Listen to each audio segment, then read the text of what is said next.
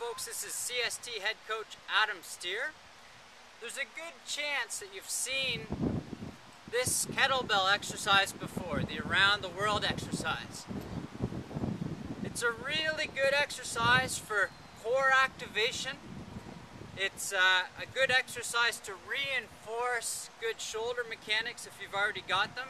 It's not great if your shoulder structure isn't already in place.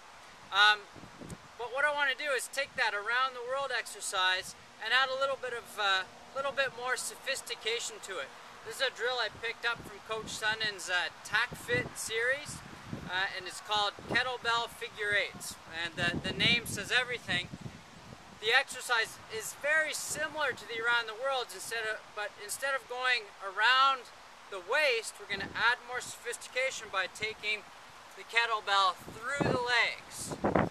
So it's the same idea of that rotary core coordination and strength, but we add that extra element of going through the legs. Okay? Now, movement itself is pretty self-explanatory, but with the help of CST's 7 key components of structure, we can make sure that while we're doing this exercise, A, we're avoiding injury, and B, we're ensuring the most carryover possible to functional activities in our daily life or in our sports pursuits. I want to talk particularly about 2 of those key components and just mention a third of them. One of the key components is going to be spinal alignment. It's going to be very easy or very tempting during this exercise to bend at the lower back to bring the kettlebell between the legs. What we want to do though is stretch the coccyx, the tailbone in one direction, stretch the top of the head in the other to lengthen our spine out as much as we can.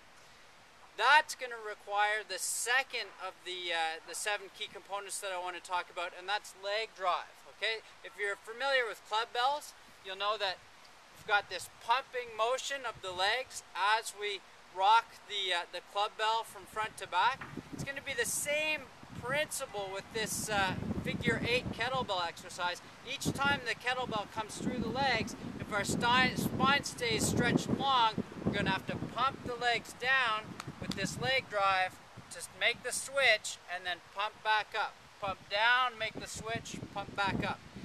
And then the last of the key components that I just want to at least mention is shoulder pack. We don't want to, as we pass this kettlebell between our legs, we don't want to let the shoulder break forward out of that nice shoulder pack. So we want to keep the shoulder pulled a little bit back and down using the lats and the pecs so that we have that nice shoulder structure all the way through. So again, I'll show you this from the front and from the side so you can see this leg pump, pump, pump, pump, pump, pump, and then from the side you'll see that spinal alignment as I pump the legs.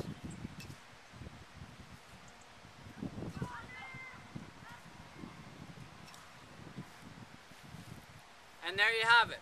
With a little bit of help from the 7 key components of structure of circular strength training, you can take any kettlebell movement imaginable and make sure it's safe and it's functionally transferable to your life and sport. So CST head coach Adam Steer signing off until next time.